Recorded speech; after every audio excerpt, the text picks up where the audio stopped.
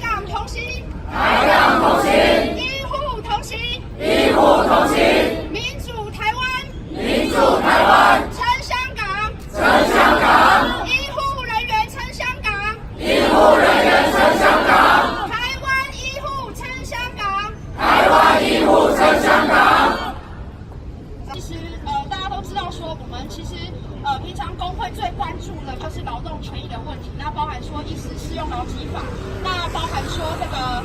拒绝自驾上课。现在大家上 ACLS 可以报加班的，就是因为有工会的这个工会的干部，然后还有很多的会员就是加入工会，然后就是用自己的下班时间，然后一直在讨论我们怎么样跟劳动组开会，我们怎么样让就是民众也支持。就是医护人员的劳动权益这样子，那就是说，等一下我们就是好像几分？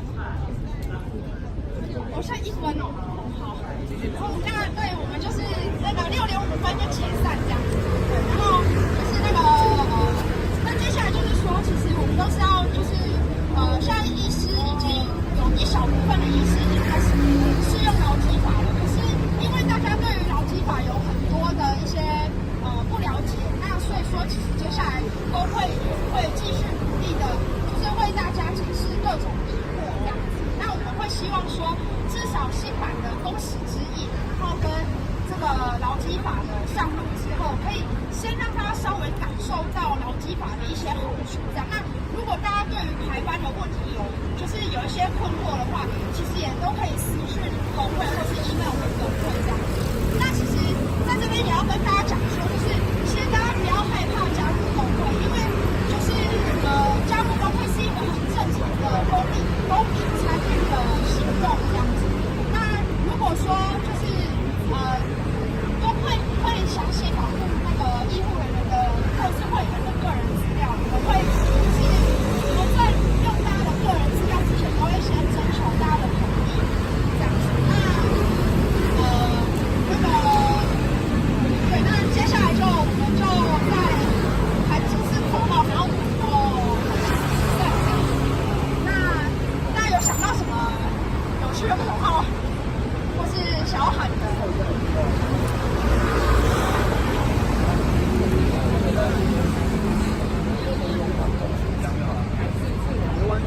看事情。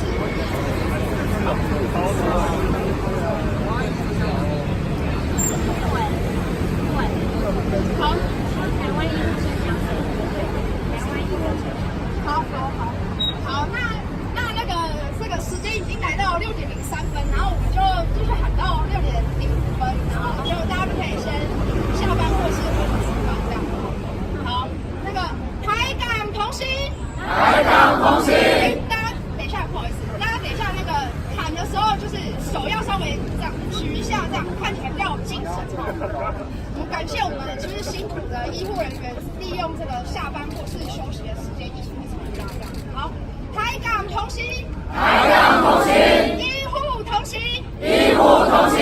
民主台湾，民主台湾，撑香港，撑香港，医护人员撑香港，医护人员撑香港，台湾医护撑香港，台湾医护撑香港。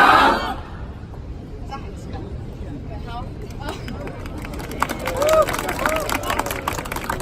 台港同行，台港同行，医护同行，医护同行，民主台湾，民主台湾，撑香港，撑香港，台湾医护撑香港，台湾医护撑香